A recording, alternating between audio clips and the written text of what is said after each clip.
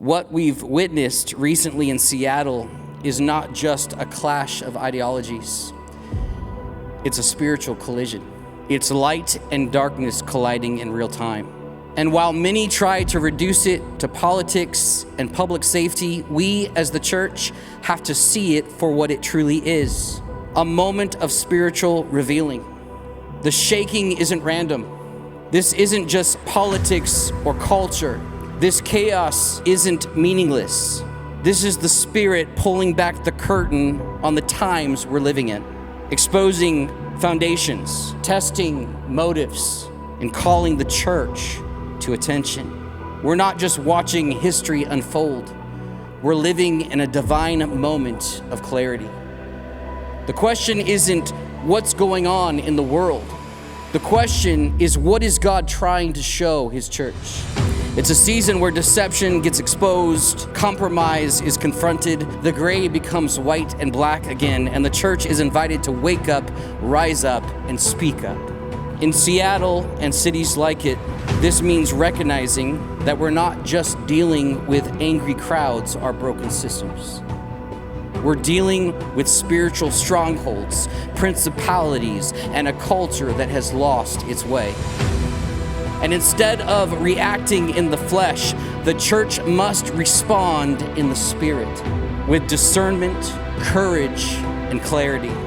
God is exposing the real battle behind the headlines so his people will rise. Not to fight as the world fights, but to burn with truth, live with purity, and pray with authority. This is a moment to see with heaven's eyes. And once you see it, you can never go back to sleep again. Make no mistake, this isn't just about one event or one protest. This is about altars, who they're built for, and who they invite. Every city is building altars. It's not a question whether they're being built. The question is, who are they being built for? We're witnessing what happens when altars are erected to idols. When nations sacrifice truth on the altar of comfort and identity on the altar of culture. And God is waking up his church to stand. Not in arrogance, not in fear, but in unshakable love and truth. You see, Pentecost isn't just a day, it's a declaration. It's heaven's answer to earth's confusion. It's what happens when God refuses to be ignored and the church refuses to be silent.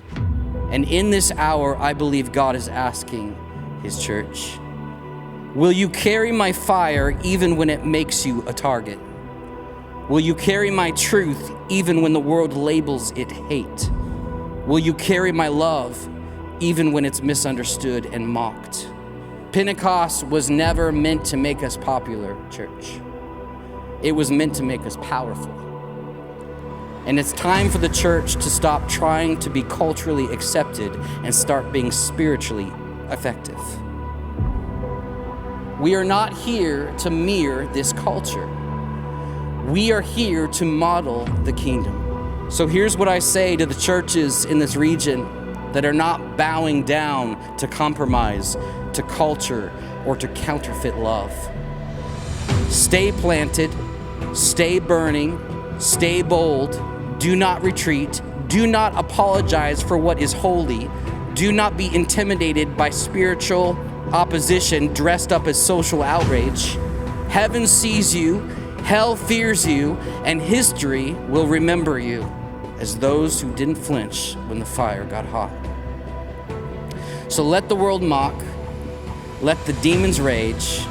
We were not built to be liked, we were built to be lit. The kingdom doesn't come by negotiation, it comes by fire. Can I get an amen?